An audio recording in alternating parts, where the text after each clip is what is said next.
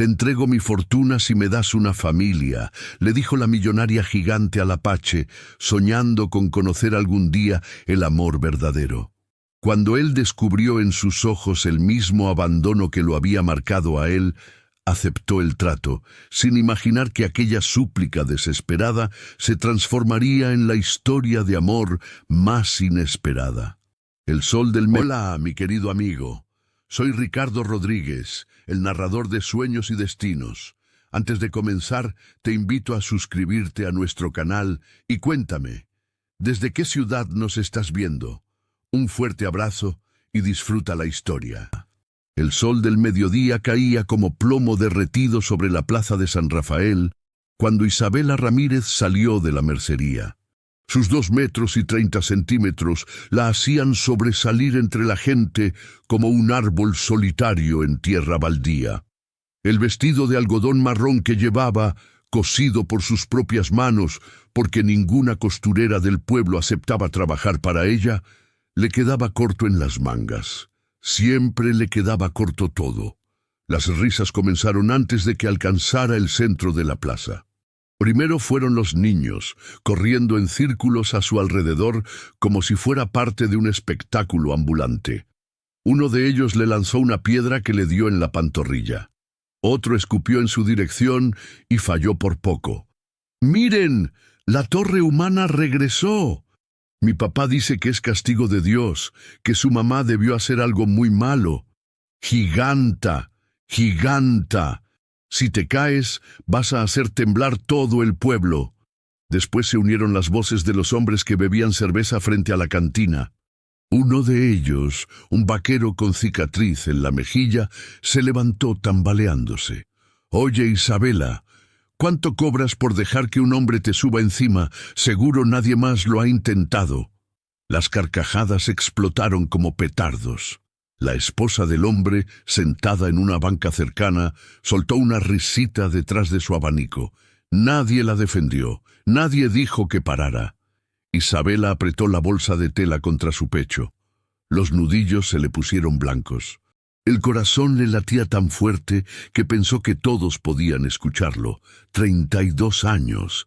32 años escuchando las mismas burlas, las mismas risas, la misma crueldad disfrazada de diversión, y cada vez dolía igual que la primera.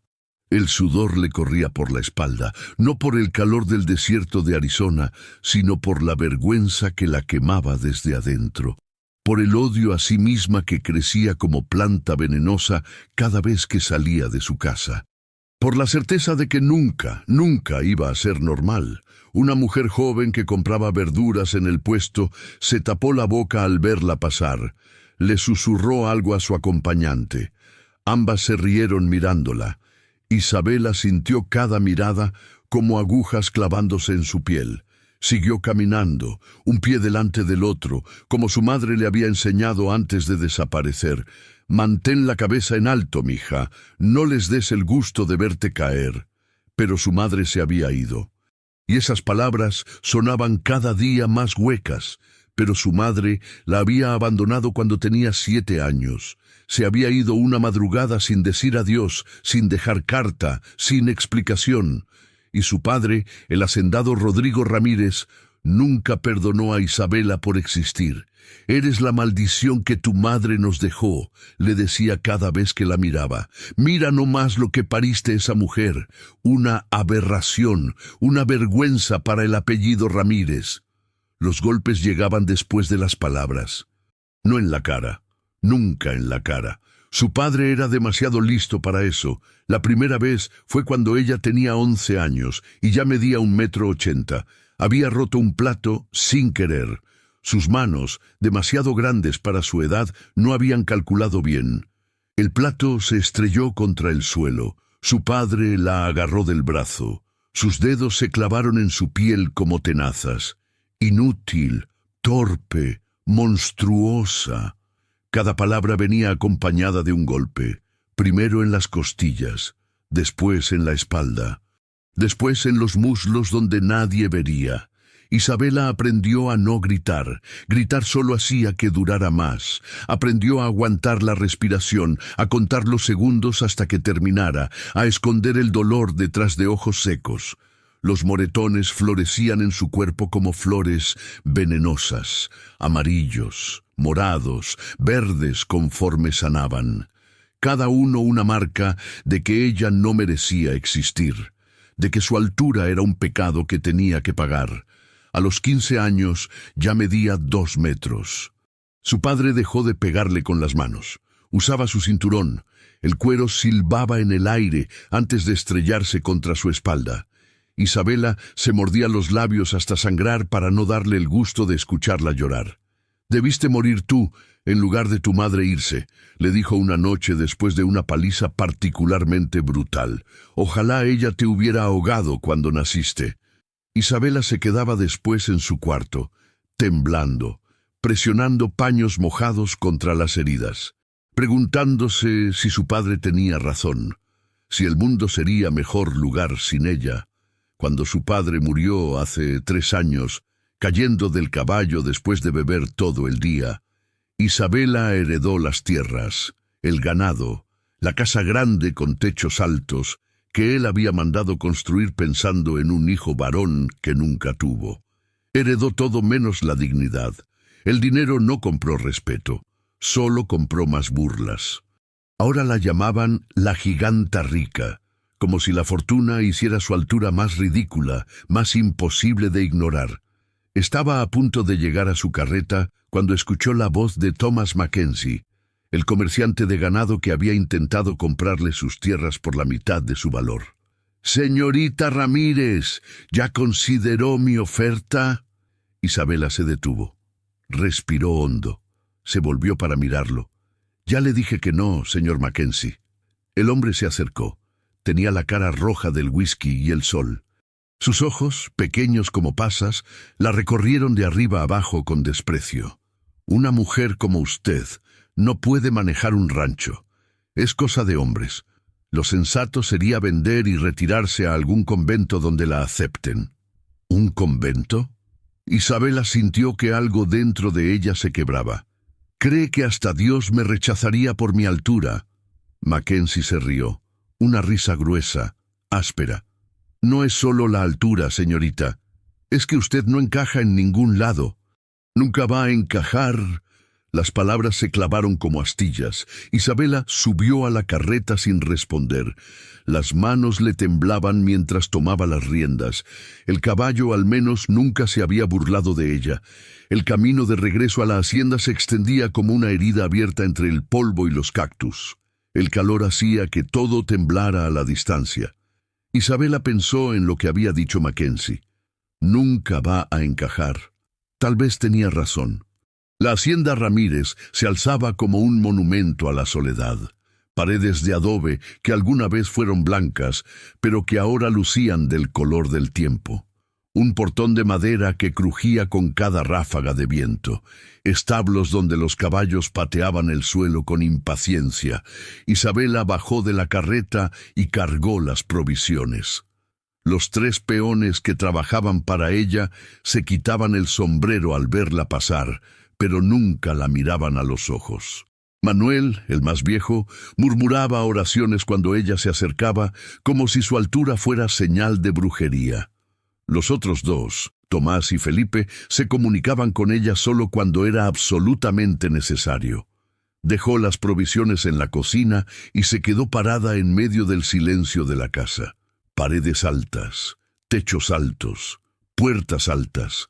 Todo construido para acomodar a un hombre que medía 1,70 m y que había soñado con un imperio que nunca llegó. El silencio era lo peor. En el silencio podía escuchar sus propios pensamientos, y sus pensamientos eran crueles. «Nadie te quiere, nadie te va a querer jamás. Vas a morir sola en esta casa grande y vacía, y tardarán días en encontrar tu cuerpo». Se quitó los zapatos y subió las escaleras. Sus pasos resonaban en la madera como latidos de un corazón enfermo. Cada escalón era un recordatorio de que estaba sola, completamente sola. En su habitación se sentó frente al tocador que había heredado de la madre que nunca conoció realmente. El espejo le devolvió su rostro, facciones que serían bonitas si pertenecieran a una mujer de estatura normal. Ojos oscuros que alguna vez tuvieron luz, pero que ahora parecían apagados. Labios llenos que nadie besaría jamás. Pómulos marcados en un rostro que la gente evitaba mirar directamente. Todo desperdiciado en un cuerpo que nadie quería. Se miró las manos, grandes, fuertes, capaces de trabajar la tierra, de levantar fardos de heno, de hacer todo lo que se requería en un rancho, pero incapaces de sostener a un bebé, incapaces de recibir un anillo de matrimonio, incapaces de tocar a otro ser humano sin que ese ser se encogiera de asco. Tomó la botella de whisky que guardaba en el cajón, la misma bebida que había matado a su padre. La abrió y bebió directo del pico. El líquido le quemó la garganta, pero el dolor físico era mejor que el otro.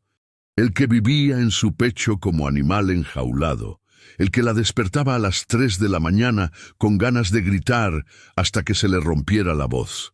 A veces, en las noches más oscuras, se paraba en el balcón de su habitación y miraba hacia abajo. 3 pisos, suficiente para terminar con todo, suficiente para dejar de sentir esta soledad que la comía viva desde adentro. Pero nunca saltaba, no por cobardía, sino porque darle esa satisfacción al mundo, a su padre muerto, a todos los que se habían reído de ella, sería la última derrota. Así que seguía viviendo, respirando, existiendo, pero no viviendo realmente, solo sobreviviendo día tras día en esta casa demasiado grande para una persona, pero demasiado pequeña para contener todo su dolor. Alguien tocó a la puerta. «Señorita Ramírez», era Consuelo, la lavandera, una mujer de 60 años con manos ásperas y corazón blando. La única persona en toda la propiedad que la trataba como ser humano. «Pase, Consuelo». La mujer entró despacio. Traía una olla de barro humeante. «Le traje caldo de pollo, señorita. No almorzó nada». Isabela dejó la botella. «No tengo hambre». «No es pregunta». Consuelo puso la olla sobre la mesa. «Y tampoco es bueno beber sola». Así empezó su padre. Las palabras fueron suaves, pero firmes. Isabela sintió que se le cerraba la garganta. Consuelo era la única que podía hablarle así. La única que se atrevía. «Consuelo, ¿alguna vez deseó no haber nacido?» La mujer se quedó quieta. Sus ojos, oscuros como pozos profundos, se llenaron de algo parecido a la comprensión.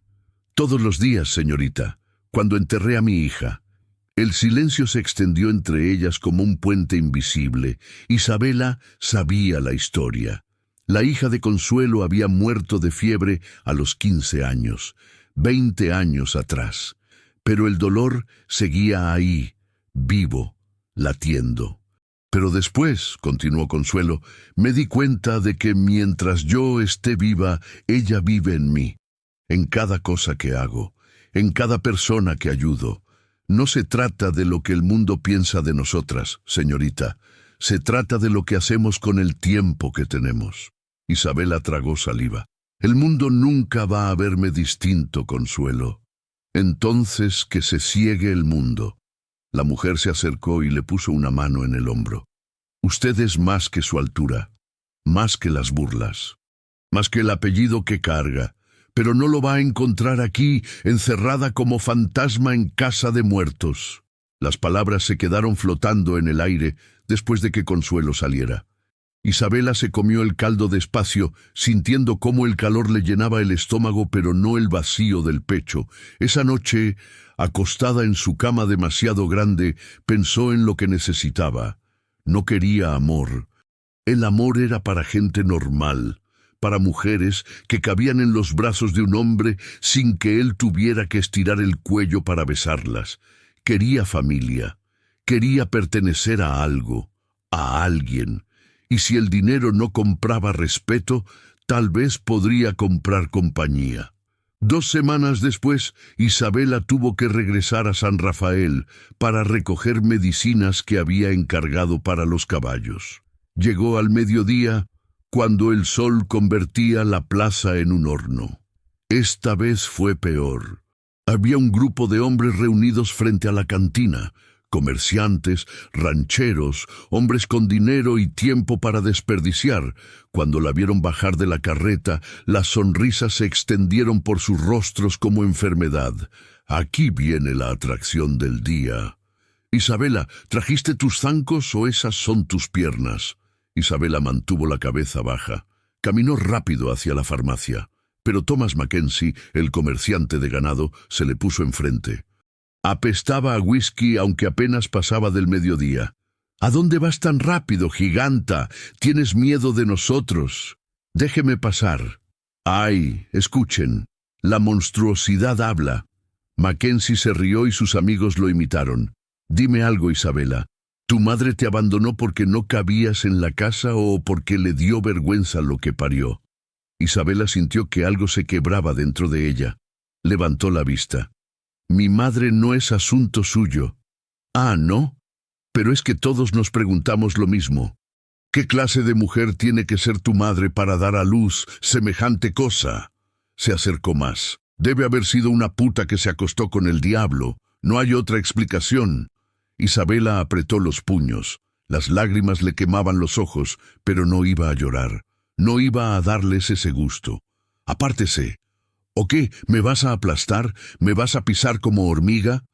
Mackenzie extendió los brazos. Vamos, giganta, muéstranos qué tan fuerte eres. Los demás hombres formaron un círculo alrededor, bloqueándole la salida, riéndose, gritando insultos. Isabela sintió que no podía respirar. El mundo se estrechaba, las paredes de cuerpos borrachos se cerraban sobre ella. Que alguien mida cuánto mide. Apuesto a que es más de 2 metros.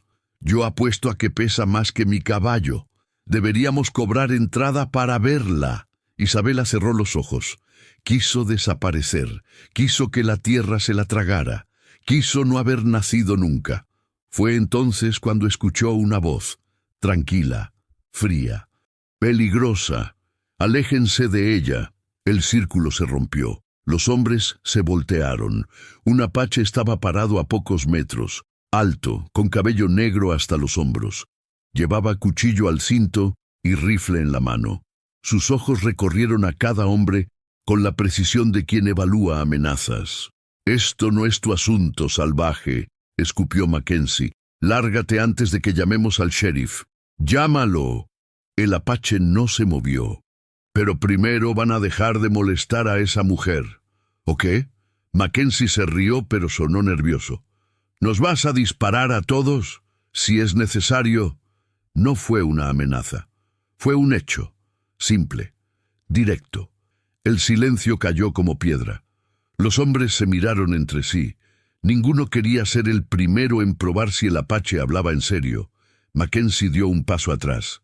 No vale la pena. Esta giganta no vale una bala.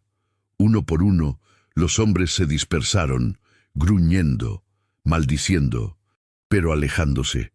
El apache se quedó parado hasta que todos se fueron. Después se volvió hacia Isabela. Sus ojos la recorrieron de arriba a abajo, no con burla, no con asco, con simple reconocimiento humano.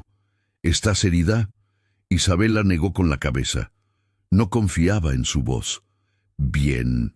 El apache asintió y comenzó a alejarse. «¡Espera!». Las palabras salieron antes de que pudiera detenerlas. «¿Cómo te llamas?». Él se detuvo. La miró por encima del hombro. «Kioni, ¿por qué hiciste eso? ¿Por qué me ayudaste?». Kioni se quedó en silencio un momento largo. Después habló. «Porque nadie debería ser tratado como animal, no importa qué tan diferente sea». Se fue sin decir más. Isabela se quedó parada en medio de la plaza ahora vacía, temblando, llorando. Pero por primera vez en 32 años, alguien la había defendido. Alguien había visto su humanidad. Y esa persona no era blanca, no era de su clase social, no era alguien que tuviera algo que ganar. Era un apache solitario que conocía el dolor del rechazo tan bien como ella. Cuando empujó las puertas batientes, las conversaciones murieron. Todos los ojos se volvieron hacia ella. Una mujer, una giganta, en un lugar donde las mujeres decentes no entraban. Isabela caminó hasta la barra. El cantinero, un hombre gordo con bigote amarillento, la miró como si hubiera visto un espectro. ¿Qué busca aquí, señorita? Información. Isabela sacó una bolsa de monedas y la dejó caer sobre la barra con un sonido sordo. Quiero saber de alguien que viva fuera del pueblo, alguien que no le tenga miedo a nada. El cantinero miró la bolsa. Después miró a Isabela. ¿Para qué? Eso es asunto mío. Un hombre se levantó de una mesa del fondo, alto, flaco, con cicatrices en las manos. Se acercó despacio, estudiándola. Yo conozco a alguien así, dijo. Un apache. Se hace llamar Kioni. Vive solo en las montañas del norte. Dicen que perdió a toda su familia en las guerras. Isabela sintió que su corazón latía más rápido. ¿Dónde puedo encontrarlo? El hombre sonrió, pero no fue una sonrisa amable. No se encuentra a Kioni. Él te encuentra a ti. Pero puedo llevarle un mensaje. Por precio. Isabela tomó otra bolsa de su vestido. Dígale que Isabela Ramírez quiere hacer un trato. Que venga a mi hacienda mañana al anochecer. El hombre tomó el dinero y asintió. Se lo diré, pero no prometo que venga. Los apaches no confían en los mexicanos. No necesito su confianza, respondió Isabela. Solo necesito su tiempo. El día siguiente pasó como melaza. Isabela no pudo comer, no pudo trabajar. Se la pasó mirando por la ventana, esperando, dudando, preguntándose si estaba cometiendo el error más grande de su vida. Cuando el sol comenzó a ponerse tiñendo el cielo de naranja y púrpura, escuchó el sonido de un caballo.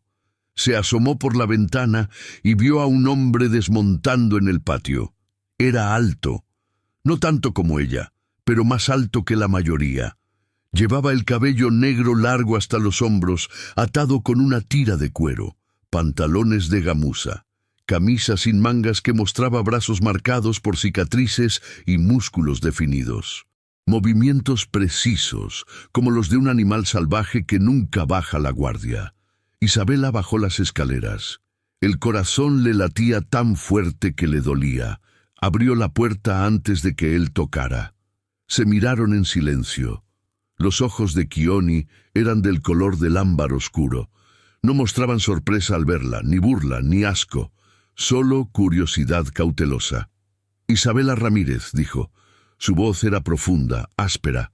Me dijeron que querías hacer un trato. Sí. Isabela se hizo a un lado. Pasa. Kioni entró despacio mirando todo. El techo alto, los muebles elegantes, las paredes vacías. Se movía como si estuviera en territorio enemigo. Siéntate, le ofreció Isabela, señalando una silla. Él no se sentó. Prefiero estar de pie. Di lo que tengas que decir. Isabela respiró hondo. No había manera suave de decir lo que necesitaba decir. Tengo dinero, tierras, ganado. Todo lo que una persona podría necesitar para vivir bien. Hizo una pausa. Pero no tengo familia. No tengo a nadie. Kioni la miraba sin expresión, esperando. Quiero hacer un trato contigo. Te doy acceso a mi dinero, a todo lo que tengo, y tú me das una familia. Por primera vez, algo cambió en el rostro de Kioni. No era burla. Era algo más cercano a la comprensión.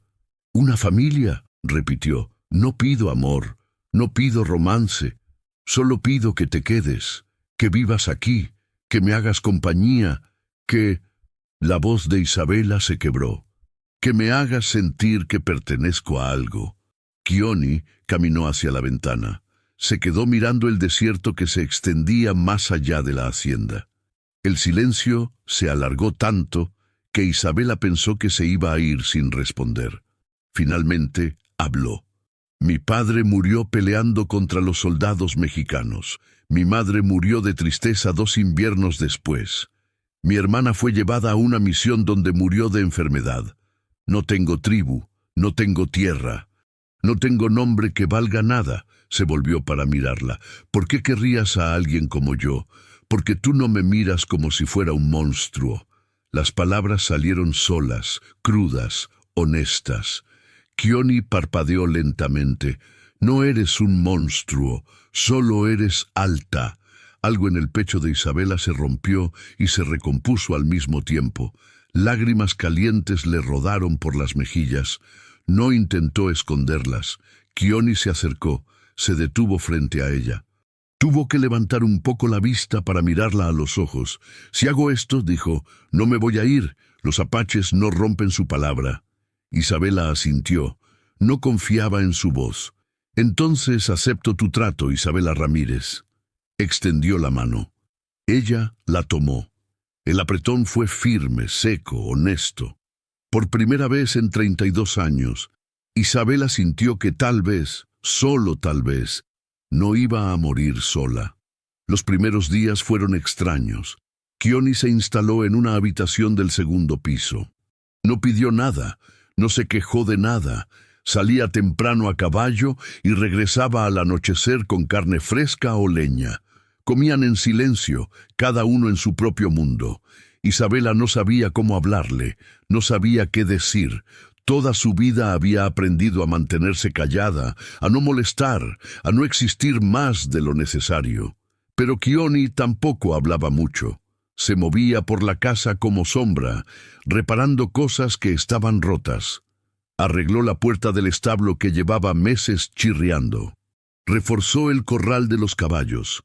Construyó una fogata en el patio trasero donde cocinaba su propia comida a veces, comida apache que preparaba con hierbas del desierto. Consuelo lo observaba con desconfianza al principio. No me gusta esto, señorita. Un hombre extraño en la casa. No es extraño, respondió Isabela. Es mi invitado. Los peones tienen miedo. Dicen que los apaches son salvajes. Los peones dicen muchas cosas. También dicen que yo soy una aberración. Consuelo cerró la boca. No había argumento contra eso. Una tarde, 2 semanas después de que Kioni llegara, Isabela estaba en el establo cuidando de una yegua que había dado a luz días atrás. El potrito era pequeño, débil, no quería mamar. Isabela había estado intentando alimentarlo con leche tibia en un trapo desde el amanecer. Llevaba horas arrodillada en la paja con las manos adoloridas, frustrada hasta las lágrimas. «Vamos, pequeño», susurraba. «Por favor, solo un poco más». Pero el animal giraba la cabeza, temblaba. Sus patas eran tan delgadas que parecían que iban a quebrarse. Isabela sintió que algo en su pecho se apretaba. Este potro, esta criatura frágil que el mundo había decidido que era demasiado débil para vivir, se veía reflejada en él de manera que le dolía. «No te rindas», le dijo, aunque no sabía si le hablaba al potro o a sí misma. «No les des el gusto de verte caer». Las lágrimas comenzaron a rodar por sus mejillas. Estaba tan cansada, cansada de pelear, cansada de intentar, cansada de existir en un mundo que no la quería. Fue entonces cuando escuchó pasos. Se limpió las lágrimas rápidamente, pero era demasiado tarde. Kioni estaba en la entrada del establo, observándola. No dijo nada sobre las lágrimas. Solo entró y se arrodilló junto a ella. Estudió al potro con ojos expertos.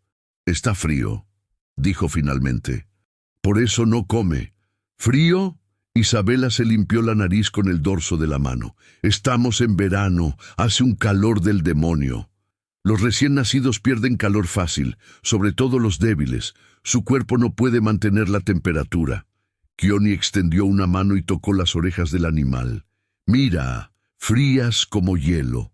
Todo su esfuerzo va a tratar de no morir de frío. No le queda energía para comer».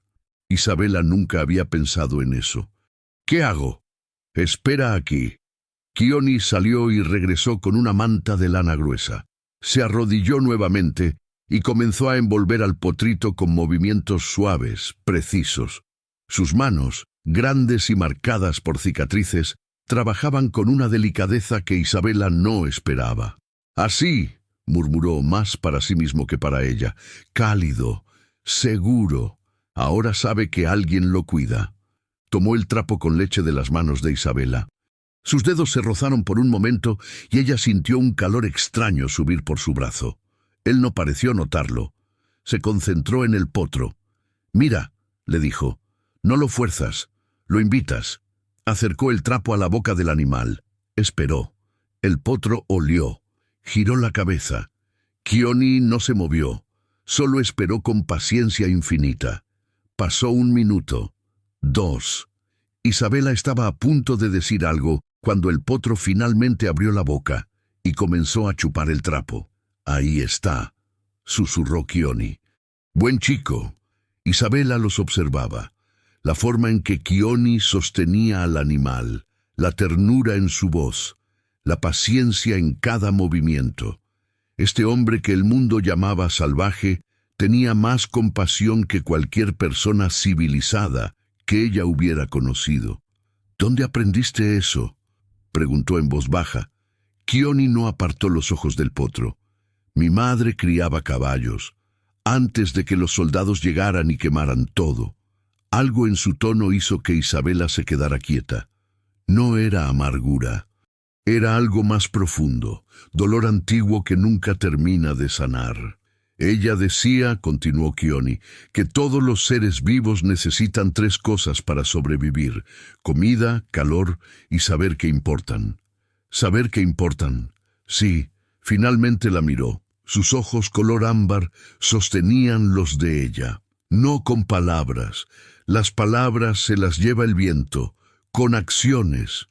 Este pequeño necesitaba saber que alguien se preocupaba lo suficiente por él como para quedarse, para esperar, para no rendirse, aunque fuera difícil.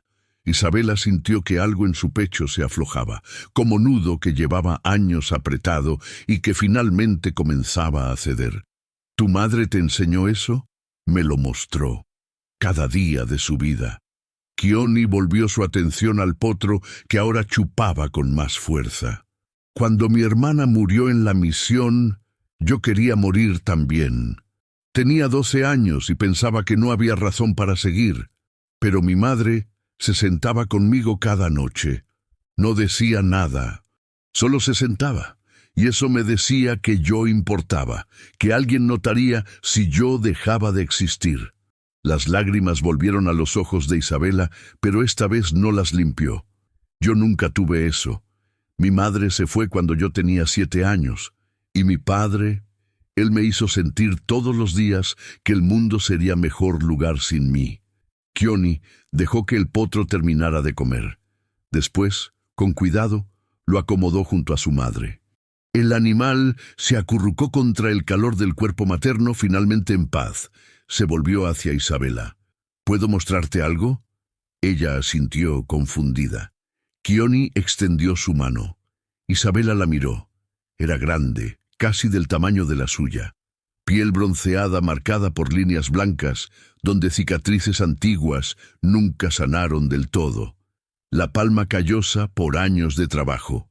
Ella puso su mano en la de él. Kioni cerró sus dedos alrededor. Su agarre era firme pero gentil. «¿Sientes eso?». «Sí, es calor, es conexión, es la prueba de que no estás sola en este mundo». La miró directo a los ojos.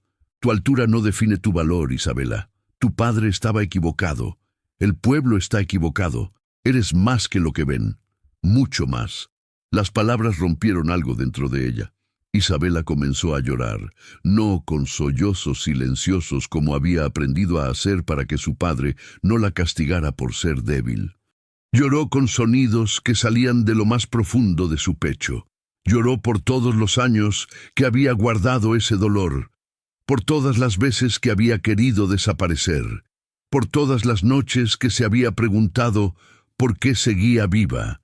Kioni no la soltó, no dijo que estaba bien. No mintió diciendo que todo iba a mejorar.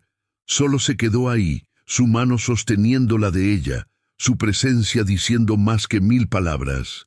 Cuando finalmente dejó de llorar, Isabela se sentía vacía, pero también más ligera, como si hubiera estado cargando un peso y finalmente lo hubiera dejado caer. «Gracias», susurró con voz ronca. «Es lo que hacen las familias», respondió Kioni simplemente. «Se cuidan, y tú y yo, Isabela, somos familia ahora, no por sangre, por elección». Esas palabras se quedaron con ella. Se grabaron en su corazón como promesa, como verdad. Por primera vez en 32 años, Isabela sintió que tal vez, solo tal vez, ella también importaba. El cambio en la hacienda fue gradual pero notorio. Los peones dejaron de murmurar cuando Kioni estaba cerca. Felipe, el más joven, empezó a hacerle preguntas sobre rastreo y caza. Manuel, el viejo, aceptó una medicina que Kioni preparó para su dolor de espalda y que funcionó mejor que cualquier cosa del doctor. Consuelo comenzó a cocinar para ambos, preparando comidas más grandes. A veces se sentaba con ellos mientras comían, contando historias de cuando era joven. Isabela notó que cuando Kioni estaba en la casa, ella respiraba más fácil. Ya no bebía whisky todas las noches. Ya no se quedaba despierta hasta la madrugada preguntándose si valdría la pena ver el amanecer. Una noche, sentados en el porche viendo las estrellas, Kioni le preguntó sobre su madre. «Se fue cuando yo tenía 7 años», respondió Isabela. La brisa nocturna le movía el cabello. «Nunca supe por qué. Mi padre decía que fue porque le dio vergüenza tener una hija como yo». «¿Le creíste?» «Sí, toda mi vida le creí». Isabela miró sus manos, grandes, fuertes, inútiles. «Pero ahora, no sé, a veces pienso que tal vez ella también era como yo, alta, diferente, y no pudo soportarlo». Kioni no dijo nada por un largo rato. Después habló. «Mi hermana tenía miedo del fuego. Cuando tenía 5 años, se quemó la mano con una fogata. Desde entonces, cada vez que veía llamas, gritaba. Los demás niños se burlaban, decían que era débil. ¿Y tú?» «Yo me sentaba con ella cuando hacíamos fuego, le sostenía la mano. Eventualmente dejó de gritar. No dejó de tener miedo, pero aprendió que no estaba sola en su miedo». Isabela sintió que se le cerraba la garganta. «¿Qué le pasó? Dicen que el fuego la mató en la misión. Ironía, ¿no?» Kioni levantó la vista al cielo. «Los blancos dijeron que iban a civilizarla. La mataron tratando de salvarla. Lo siento. Yo también». Kioni la miró, pero su miedo no la hizo débil, solo la hizo humana. Como tu altura no te hace monstruo, solo te hace diferente. Isabela quiso responder, pero no le salieron las palabras. Kioni se levantó y le puso una mano en el hombro, un gesto simple, breve. Pero fue la primera vez que alguien la tocaba sin burla, sin lástima, sin nada más que simple reconocimiento humano. Cuando entró a la casa, Isabela se quedó sentada bajo las estrellas, llorando en silencio. No de tristeza, de algo que no tenía nombre, pero que se sentía parecido al alivio. 3 meses después del acuerdo, la vida en la hacienda había encontrado su ritmo. Isabela manejaba el negocio del ganado con nueva confianza. Kioni se encargaba de las tierras y los animales. Trabajaban lado a lado sin estorbarse, cada uno en su espacio, pero conectados por algo que iba creciendo despacio, como planta del desierto que no necesita mucha agua, pero que hunde raíces profundas. Fue entonces cuando empezaron los problemas. Samuel Whitmore era abogado en San Rafael, hombre de 50 años con trajes caros y sonrisa falsa. Llevaba años queriendo las tierras de los Ramírez, tierras ricas en agua, perfectas para el ganado. Cuando el padre de Isabela vivía, no pudo tocarlas, pero ahora, con una mujer gigante a cargo, vio su oportunidad. Comenzó con rumores, pequeños al principio, comentarios en la cantina sobre cómo Isabela Ramírez estaba perdiendo la cabeza, cómo hablaba sola, cómo había traído a un salvaje apache a vivir con ella. «No es natural», decía Whitmore, a quien quisiera escuchar. «Una mujer de esa altura no puede estar bien de la mente. Es cosa médica». Una aberración física así siempre viene con problemas mentales. Las habladurías crecieron.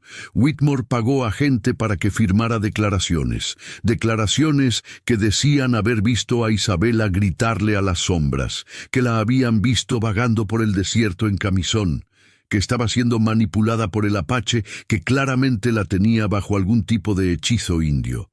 Isabela se enteró cuando fue al banco a hacer un depósito. El gerente, un hombre que siempre había sido cortés, esta vez apenas la miró. «Señorita Ramírez, he recibido inquietudes sobre su bienestar». Isabela dejó los papeles sobre el escritorio. «¿Qué tipo de inquietudes? Hay gente que dice que usted no está en condiciones de manejar sus asuntos, que necesita ayuda, supervisión». «¿Supervisión?». La palabra salió como veneno. ¿De quién? El señor Whitmore ha ofrecido sus servicios como tutor legal. Dice que es lo mejor para usted y para la comunidad. Isabela sintió que el suelo se movía bajo sus pies. «No necesito tutor. Mis tierras están bien manejadas. Mis cuentas están al día». «Eso no lo discuto, señorita. Pero si hay dudas sobre su capacidad mental, la ley permite que se nombre un tutor para proteger sus intereses». «Proteger mis intereses». Isabela se levantó. Su altura hizo que el gerente se encogiera en su silla. «O proteger los intereses del señor Whitmore». Salió del banco temblando. No de miedo, de rabia. Cuando llegó a la hacienda, Keone estaba en el corral trabajando con un caballo nuevo. En cuanto la vio, dejó todo y se acercó. «¿Qué pasó?», Isabela le contó. Las palabras salieron atropelladas, furiosas. Keone escuchó en silencio, su rostro cada vez más serio. «Quieren declararte incapaz», dijo cuando ella terminó. «Es viejo truco de los blancos. Lo han hecho con mi gente durante años. Dicen que somos salvajes, que no podemos cuidar de nosotros mismos. Después nos quitan todo. ¿Qué puedo hacer? Pelear, pero no va a ser fácil. Whitmore tiene poder, tiene amigos». Keone la miró directo a los ojos. «Yo pelearé contigo, pero necesitas saber que va a empeorar antes de mejorar». Isabela asintió. «No me voy a rendir». «Bien». Keone puso una mano en su hombro. «Porque yo tampoco». Los días siguientes fueron una pesadilla.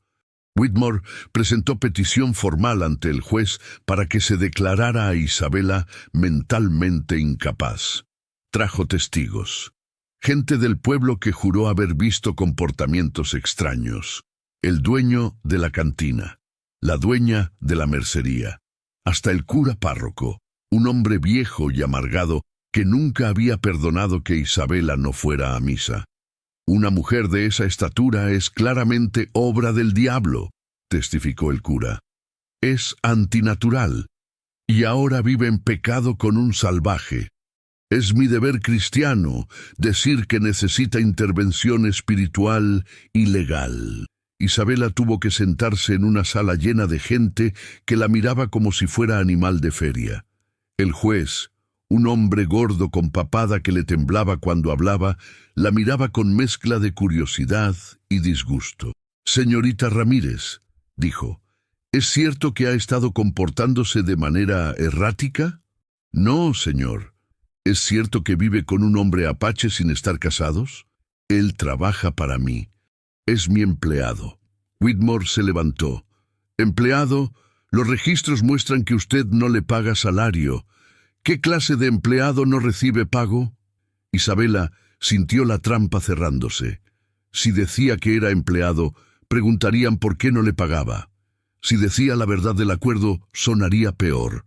«Él recibe techo y comida». «Ah», Whitmore sonrió. «¿Entonces es más bien un amante?» El murmullo en la sala fue como enjambre de avispas. Isabela sintió que el rostro le ardía.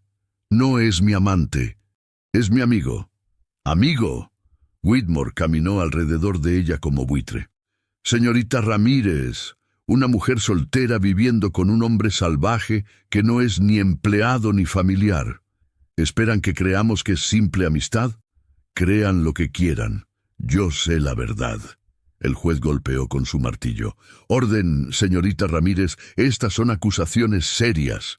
Si no puede explicar su situación de manera satisfactoria, no tendré más remedio que considerar la petición del señor Whitmore. Fue entonces cuando Keone entró a la sala. Alto, inmóvil, con una presencia que hizo que todos voltearan. Llevaba ropa de trabajo, pero caminaba con dignidad de guerrero. «Puedo explicar la situación», dijo. El juez lo miró con disgusto. «¿Y usted quién es?» «Keone, Apache. Y sí, vivo en la hacienda de la señorita Ramírez». Se paró junto a ella. «Pero no como empleado y no como amante». «¿Entonces cómo?», preguntó Whitmore con tono burlón. «¿Como familia?». El silencio fue absoluto. Keone continuó. «La señorita Ramírez me ofreció un hogar cuando yo no tenía ninguno. Me ofreció un lugar donde pertenecer. A cambio, yo le ofrecí lo mismo. No es matrimonio, no es negocio, es familia elegida». «Familia elegida», repitió el juez con escepticismo. «Eso no existe en la ley».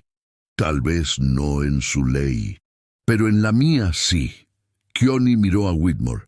«Y si van a declararla incapaz por vivir con alguien diferente a ella, entonces tendrán que explicar por qué eso es peor que vivir sola y miserable».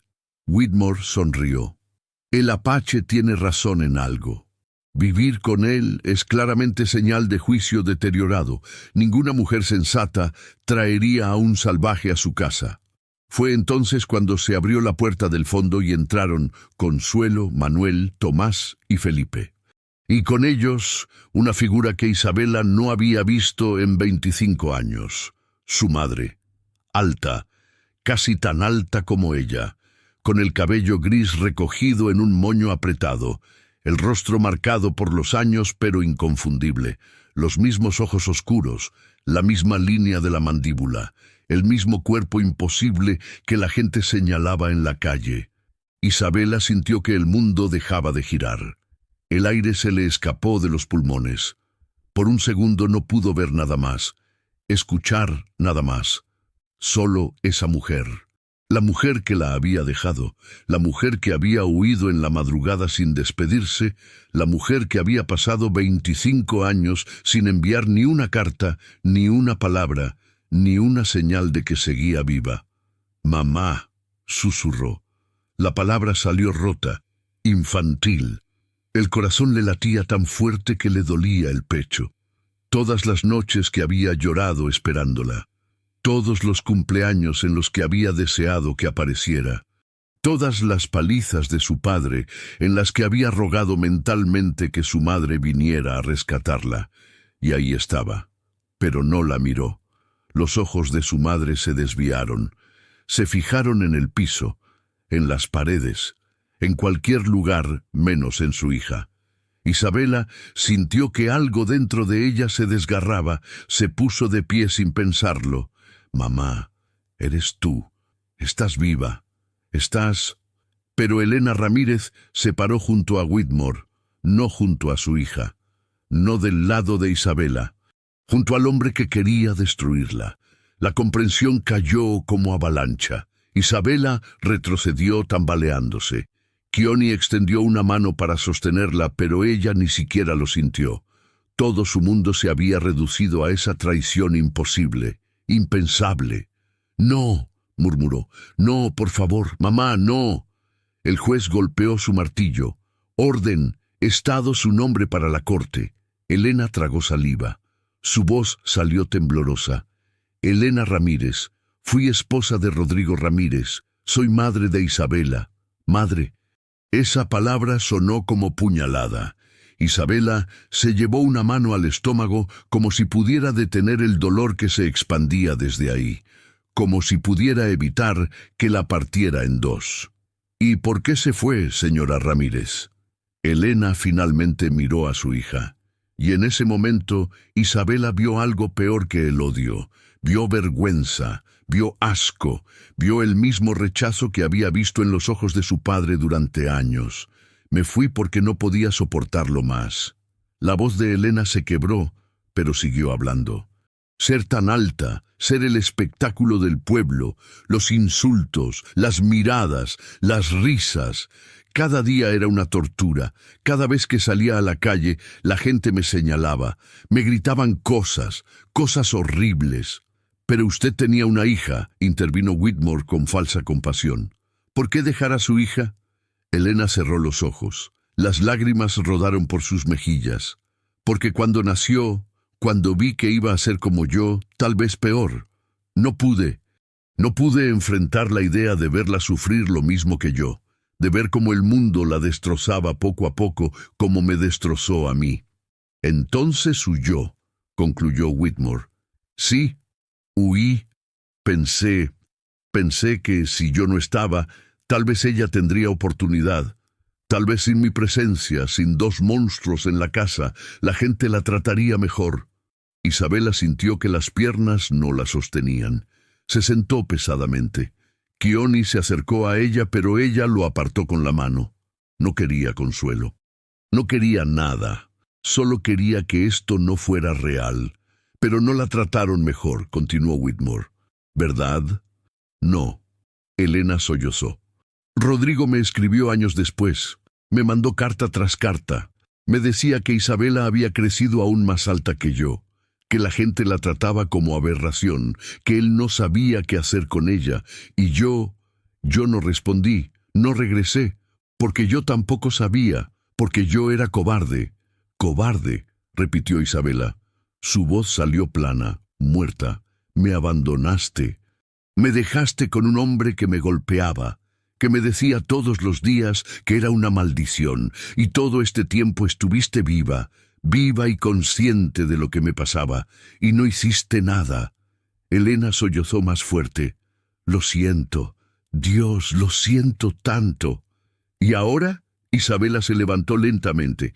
¿Por qué estás aquí ahora, mamá, después de 25 años? ¿Vienes a salvarme? ¿Vienes a pedir perdón? El silencio fue ensordecedor. «Responde», ordenó el juez. Elena bajó la cabeza. Cuando habló, su voz fue apenas un susurro. «El señor Whitmore me encontró. Me dijo que tú estabas en peligro, que vivías con un salvaje que podría lastimarte, que necesitabas ayuda, pero que eras demasiado orgullosa para pedirla. ¿Y le creíste?» Isabela sintió que la risa se le escapaba. Una risa horrible, rota. Después de 25 años de silencio, ¿le creíste a un extraño sobre tu propia hija? Me ofreció... Elena se ahogó con sus propias palabras. Me ofreció dinero y un lugar donde vivir. El mundo se detuvo. ¿Cuánto? La voz de Isabela salió fría como hielo. ¿Cuánto te pagó por venir a traicionarme? Isabela, yo... ¿Cuánto? Elena se encogió sobre sí misma. 500 pesos y una casa pequeña en Hermosillo. 500 pesos. 25 años de abandono, toda una vida de dolor. El precio de una hija. Isabela se rió. Una risa que sonaba como vidrio rompiéndose. Como algo dentro de ella que se hacía pedazos y que nunca volvería a estar completo. No es suficiente, dijo. Deberías haber pedido más, porque me abandonaste 2 veces. Una cuando era niña y necesitaba a mi madre, y otra ahora, cuando te vendiste al mejor postor para destruir lo único bueno que he construido en mi vida. Se volvió hacia Whitmore, hacia el juez, hacia toda la gente en esa sala. ¿Quieren saber si estoy loca? Su voz subió. Sí, estoy loca. Estoy loca porque seguí creyendo durante 25 años que mi madre me había dejado porque no tuvo opción, porque tal vez la obligaron, porque tal vez estaba muerta. Estoy loca porque me aferré a esa esperanza cuando debí aceptar la verdad. Las lágrimas finalmente rodaron por sus mejillas, calientes, amargas. La verdad es que mi madre me abandonó porque le di vergüenza. Y regresó no porque me quisiera, sino porque alguien le pagó para enterrar el cuchillo más profundo. Elena extendió una mano temblorosa. Hija, por favor. No. Isabela retrocedió. No soy tu hija. Dejé de serlo la noche que te fuiste. Y tú dejaste de ser mi madre. El silencio en la sala era absoluto. Hasta Whitmore parecía incómodo. Isabela se limpió las lágrimas con el dorso de la mano, se enderezó y con voz que ya no temblaba, habló.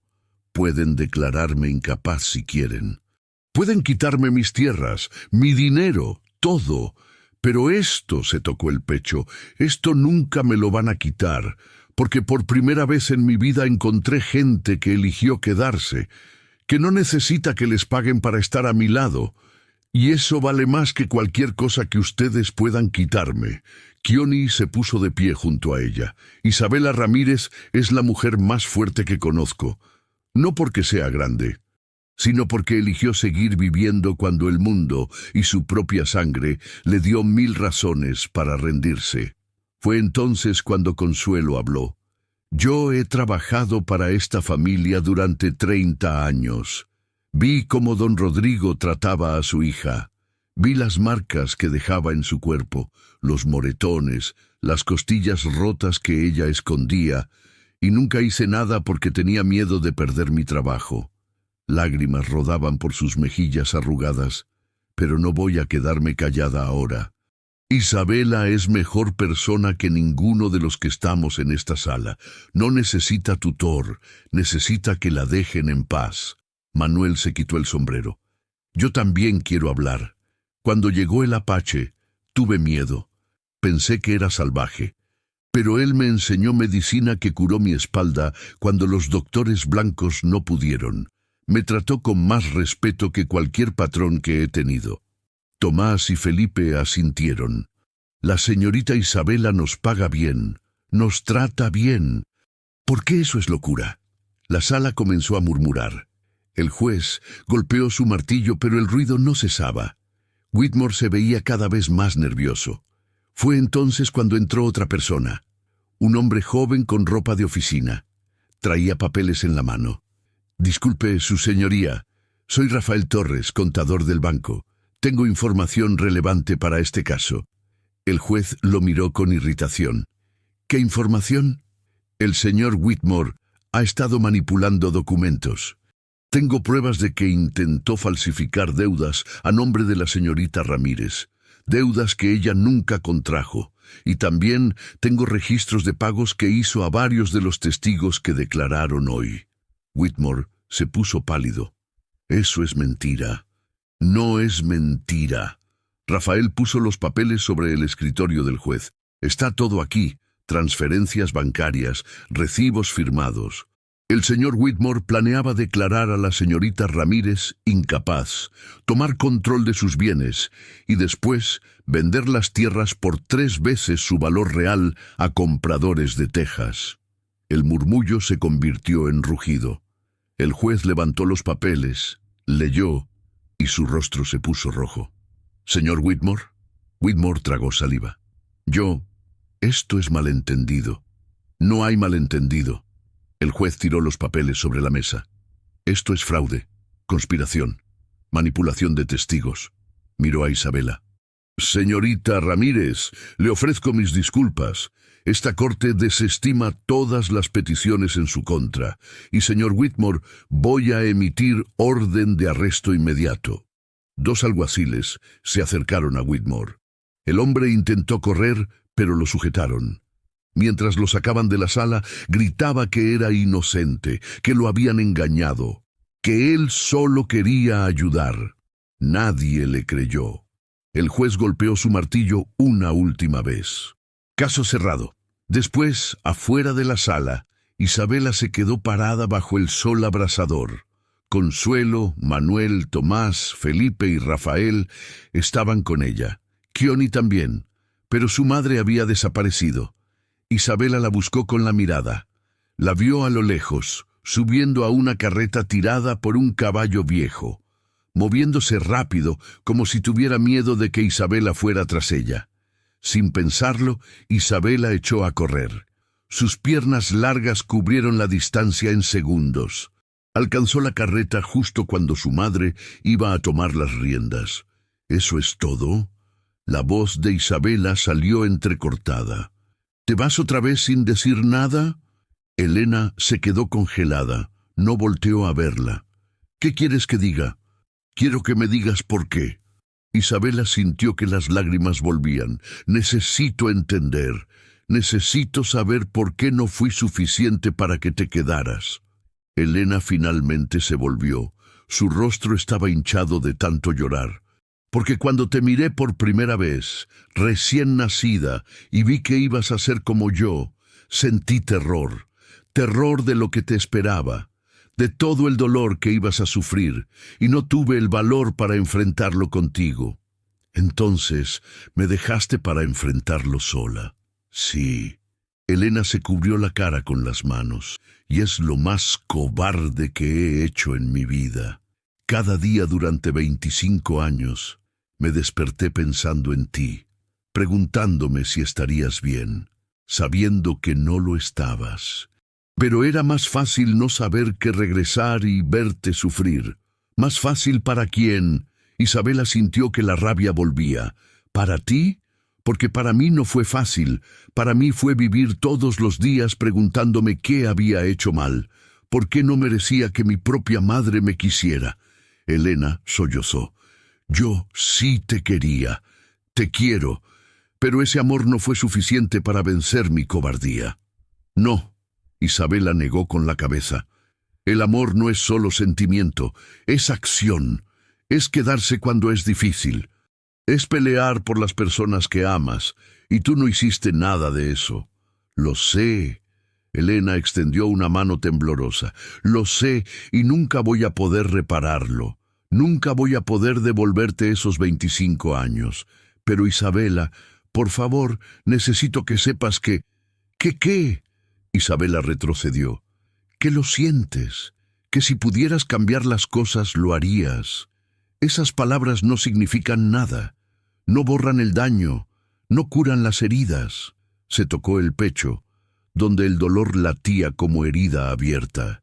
Durante años guardé un lugar para ti aquí. Un lugar que esperaba llenara cuando regresaras. Pero ese lugar ya no existe. Lo llené con otra gente. Gente que eligió quedarse sin que nadie les pagara. Gente que me vio en mi peor momento y decidió que yo valía la pena.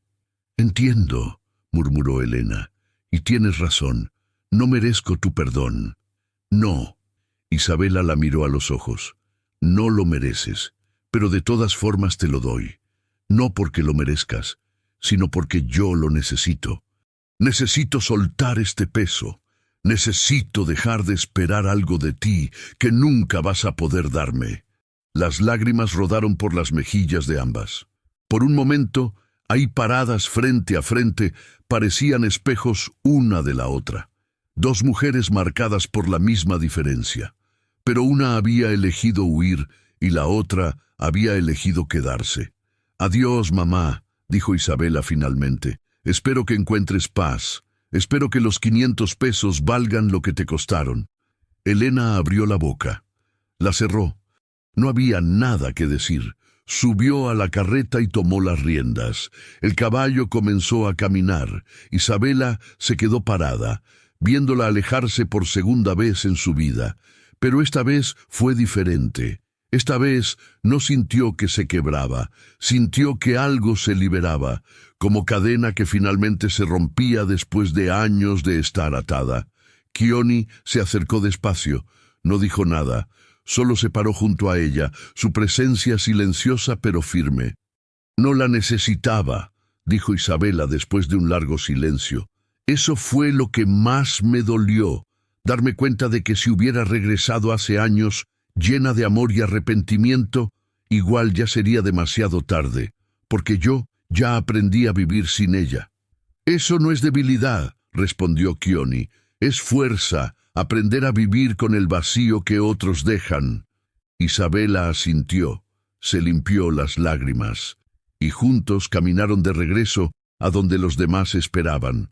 Consuelo se acercó. Señorita, si me permite, me gustaría seguir trabajando para usted, pero no como lavandera, como familia. Isabela la miró. Esta mujer que había perdido a su hija y que había visto en Isabela una segunda oportunidad. Consuelo, siempre has sido familia. Se abrazaron, y después Manuel, Tomás y Felipe se acercaron también. «No tenemos a dónde ir», dijo Manuel. «Y aquí nos tratan como personas». «Entonces quédense», respondió Isabela. «La hacienda es grande. Hay espacio para todos».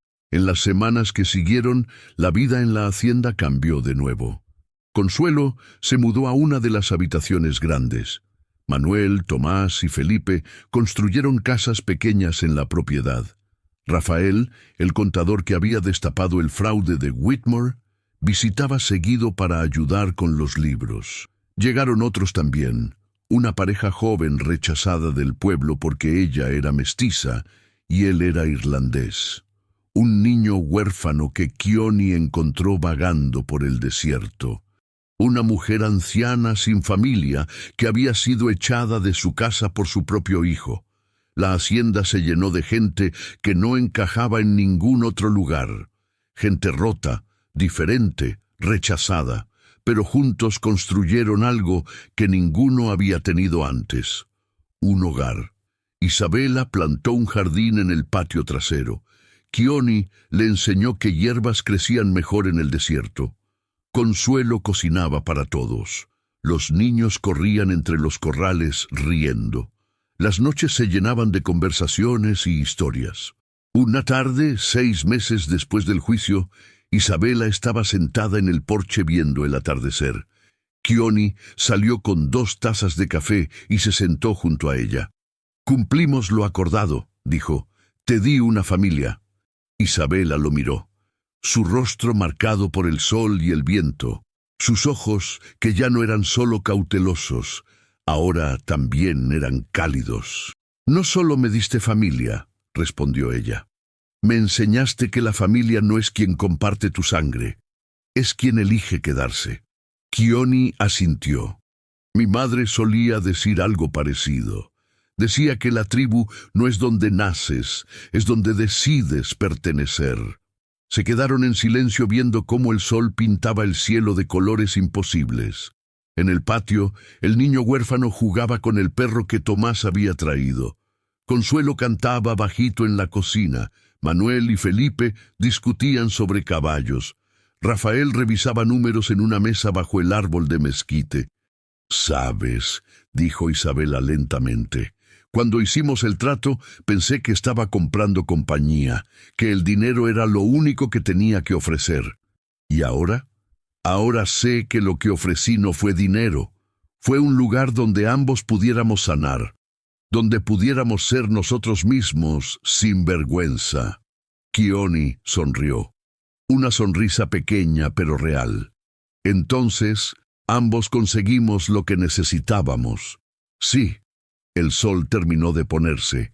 Las estrellas comenzaron a aparecer una por una. Adentro de la casa, alguien encendió lámparas. La luz amarilla se derramó por las ventanas como promesa de calidez. Isabela Ramírez, la giganta del desierto, la mujer que nunca encajó en ningún lugar, finalmente estaba en casa. No porque había cambiado, sino porque había encontrado gente que no necesitaba que lo hiciera. Y eso, decidió, era más valioso que todo el dinero de